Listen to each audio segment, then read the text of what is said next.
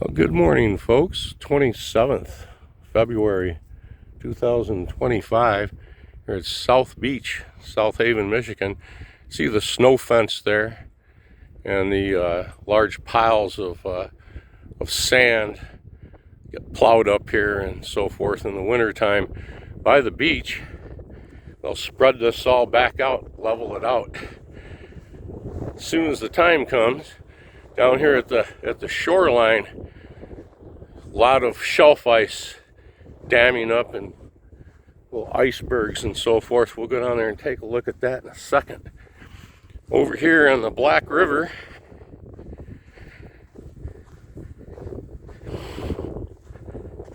it's clear, little floating ice. See the North Shore over there, and of course right out here onto the South Pier and the lighthouse down there at the end. See, it's just getting a little bit of wind here today. Shouldn't interfere too much with the audio.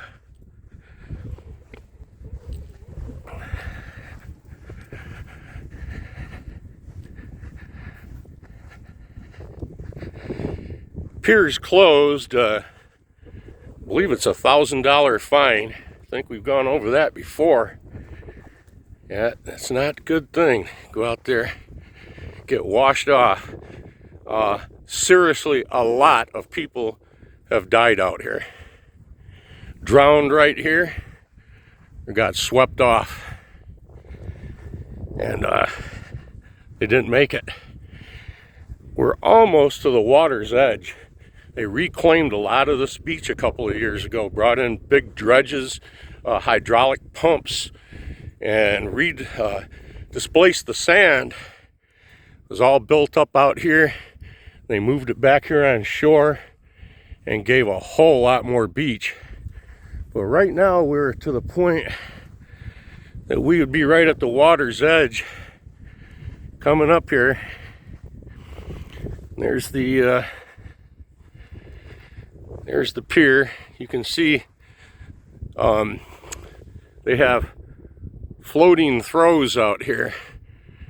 As you go out, somebody falls in, you can grab one of those devices and throw it out to them. Nice sand. This is the way the bottom of this lake looks from here all the way out. There's very little cobble or anything else. It's sand. The nuclear power plant is just south of here, about 2.5 miles. Clearly visible on a clear day. We'll see that another day. They're going to be opening that back up again. We'll go over that too. We're here underwater now.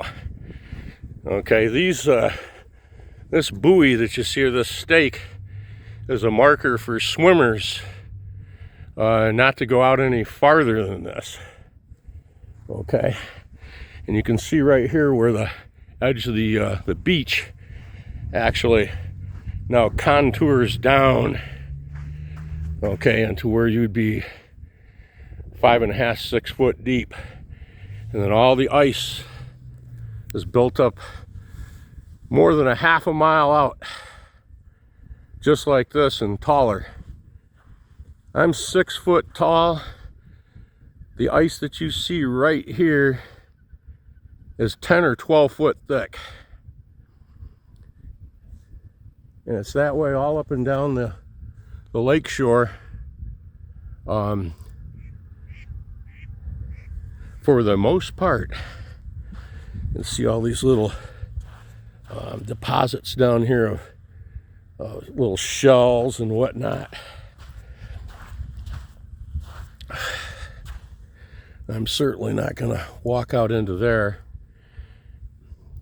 They say the ice is, of course, very dangerous and unstable during these warming conditions like this, and not to go out on it. You crunch through and fall down into that, and nobody knows you're there. That's it. They'll find your vehicle parked up here, and they'll run the license plate and start calling and nobody's heard from you and whatnot. And they'll look out here, they might bring dogs out, I would think. I don't know how they do that. But I think pretty much if they couldn't find you, then it's going to be a recovery effort in the spring when all this melts and you may come ashore. But there was a tragedy or two out here. I'll tell you, I'm going to bring up one right now. I don't remember the names, but there was a young man out here that came out with a party from their school. I think it was senior skip day or something, and the waves were really high, 12-footers busting over the pier and everything. And they're out here on the pier, and he gets swept in. I think his girlfriend did too, and she survived, or maybe it was another one, but I know that young lady, she was on life support for a long time and finally passed away.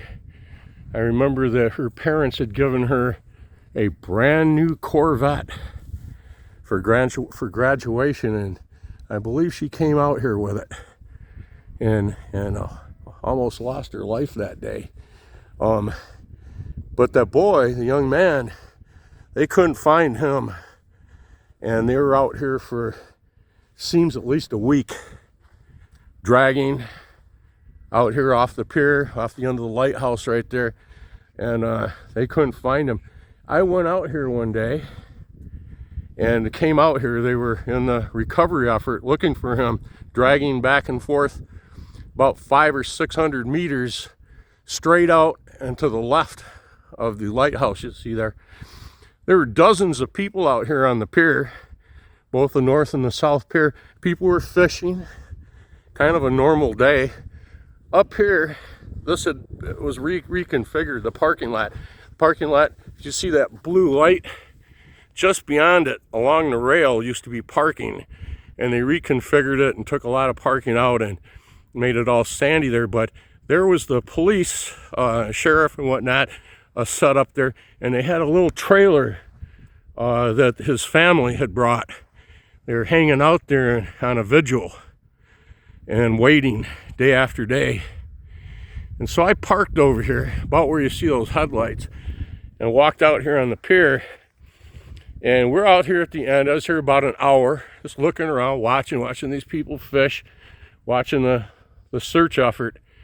All of a sudden, just off the lighthouse, about 300 meters, I believe they said it was in 35 feet of water. There was a whole bunch of logs that were jammed up from past storms. It's kind of a pile underwater there. And they had found his body caught there in those logs, and they were recovering. And so the word came to clear the pier, and so one officer came out and told everybody to please clear the pier, and he left right away. Well, only about half the people took off. And so I came, walked about halfway down the pier, was standing right there, and they had the young man's body laying on the floor of a John boat, of a recovery boat, open, uncovered, right up the river, 10 or 12 feet away from the edge right there.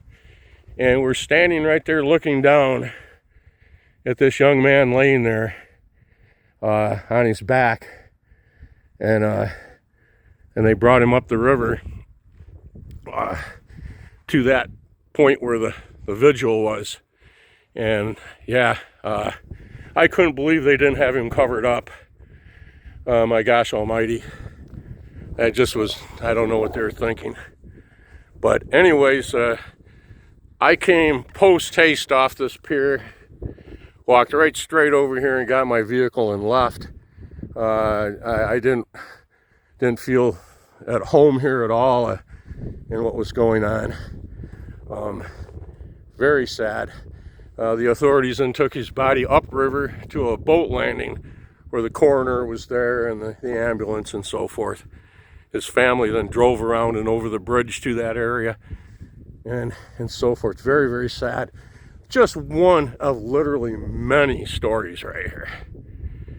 You know, of course, the big plane explosion, the Northwest Airlines off here, maybe 10 miles, 12 miles off, exploded during a storm in the air, killing everyone on board. There's a mass grave of the body parts. They never found a full body. Washed up on these shores going south down there to Benton Harbor. And some debris just north of here at a Lakeshore Cemetery. There's a mass grave there I've done a video on. Never found the plane, never found the engines or anything, and they've really searched. You'd think they could find, you know, 4 large radial engines. But no, that's still a mystery. Other mysteries out here. But anyways, this is what she looks like today. You can see the ice built up all around the lighthouse out there. Lights on, red light, beacon. Dead quiet out here. We're gonna go up on the bluff and see if we can see any more. I'll do a little part 2. Be back in a little while. See you then. Thanks for watching.